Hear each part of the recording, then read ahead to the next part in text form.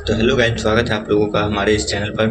तो आज मैं डीएलएड के एमबीबीआई क्वेश्चन कराने जा रहा हूँ ऑब्जेक्टिव।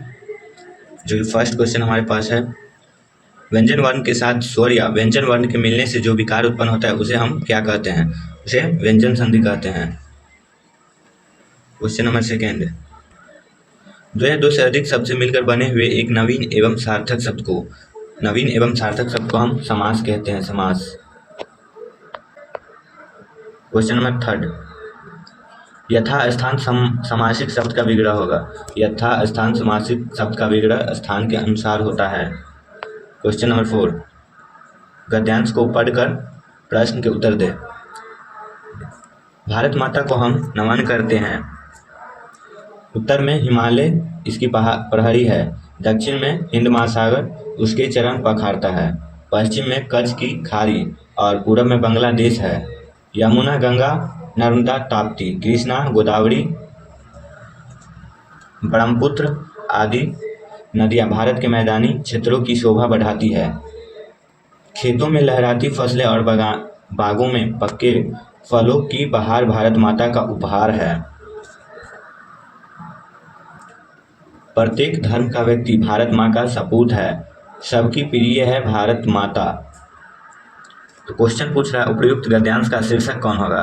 तो ये इस क्वेश्चन का शीर्षक हो जाएगा भारत माता, क्योंकि भारत माता के बारे में बात की गई है पूरे गद्यांश के अंदर। नेक्स्ट क्वेश्चन 5, गैजेट के लिए सही पारिभाषिक शब्द होगा। गैजेट के लिए राजपत्रित हो जाएगा। क्वेश्चन नंबर 6, कंटीजेंसीज एक्सपेंडिचर के लिए सही हिंदी पारिभाषिक शब्द है, तो इसके लिए सही हो जाएगा आकस्मिक व्यय। क्वेश्चन नंबर 7, ट का उच्चारण स्थान हो जाएगा मूर्धन्य मुर्दा, जो कि। क्वेश्चन नंबर 8 नंबर बोला भारतीय का भाववाचक संज्ञा। भारतीय का भाववाचक हो जाएगा भारतीयता। क्वेश्चन नंबर 9,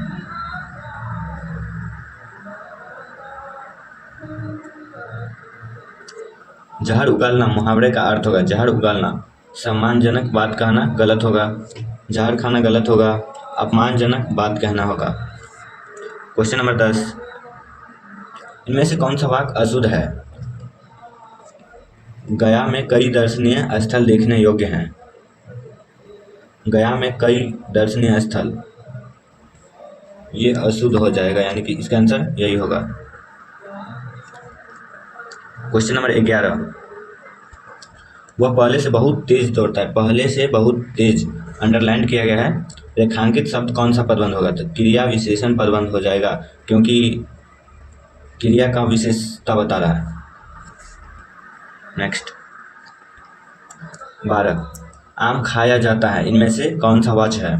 यह हो जाएगा कर्मवाच, क्योंकि आम खाया जाता है, किसी के द्वारा खाया जाता है। क्वेश्चन नंबर 13, आप मेरे घर आएंगे या मैं ही आऊं? यह हो जाएगा संयुक्त वाक्य। आप मेरे घर आएंगे या मैं ही आ जाऊं, संयुक्त वाक्य होगा। 14 नंबर, शब्द को सुनकर हम जो समझते हैं वह होता है। जो शब्द को सुनते हैं और उसको समझते हैं वो होता है अर्थ होता है।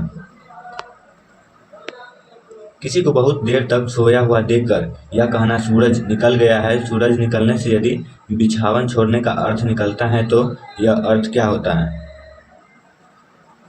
इसका आंसर नहीं दिया हुआ है, डी हो जाएगा, इनमें से कोई नहीं। जिसकी तुलना या समता किसी दूसरी वस्तु से की जाती है, अलंकार में उस तत्व को क्या कहा जाता है? जिसकी तुलना समता दूसरी वस्तु से की जाती है उसे उपमान कहते हैं, उस तत्व को उपमान कहते हैं।